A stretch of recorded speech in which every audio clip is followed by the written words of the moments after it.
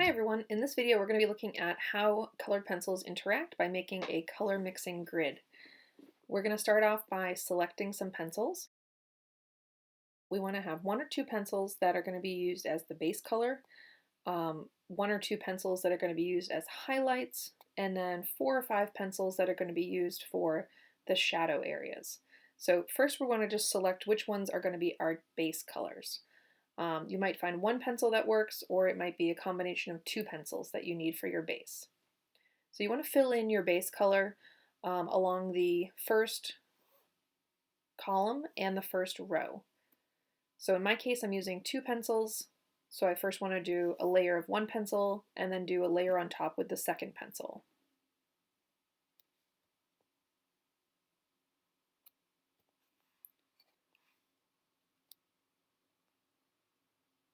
Next, we want to label our row and column. And because we're using the same pencils for the row and the column, keep it consistent as you label it across the top and across the side. Step 4, we want to continue on to the next row and column. So I'm choosing a color that would be used as more like the flush of the cheeks, and I'm going to fill in the entire row and the entire column.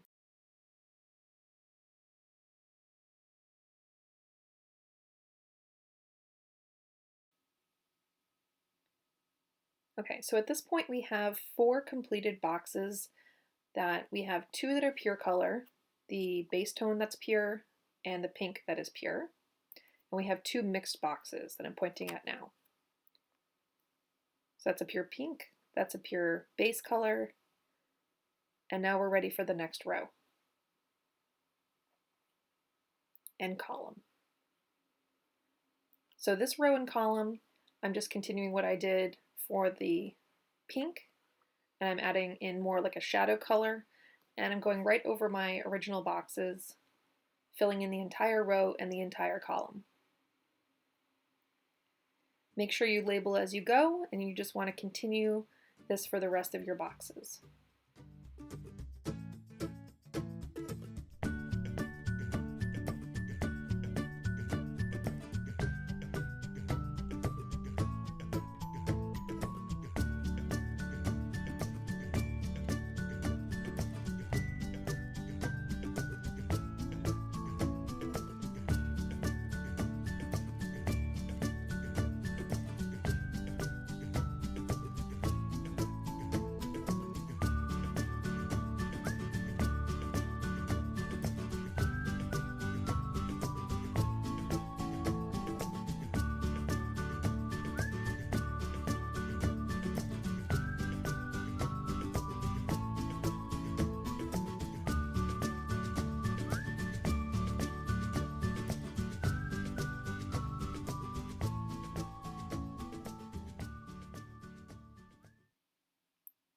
Okay, so at this point, this is what you should have. Naturally, you're going to have a diagonal of pure colors starting at the upper left and going down to the lower right.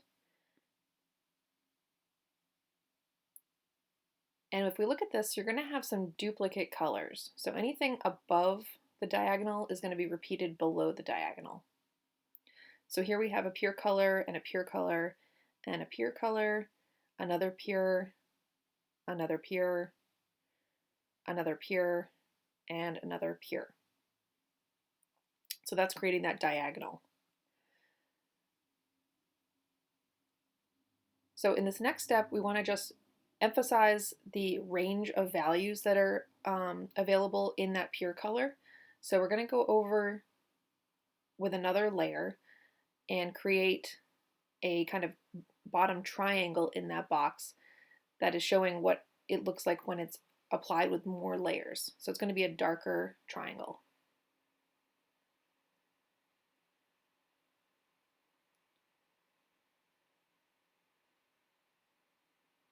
So because we have duplicates, we now want to make the underside of that diagonal, all of those boxes are going to be getting another layer, and that's going to make them darker than the boxes that are above the diagonal.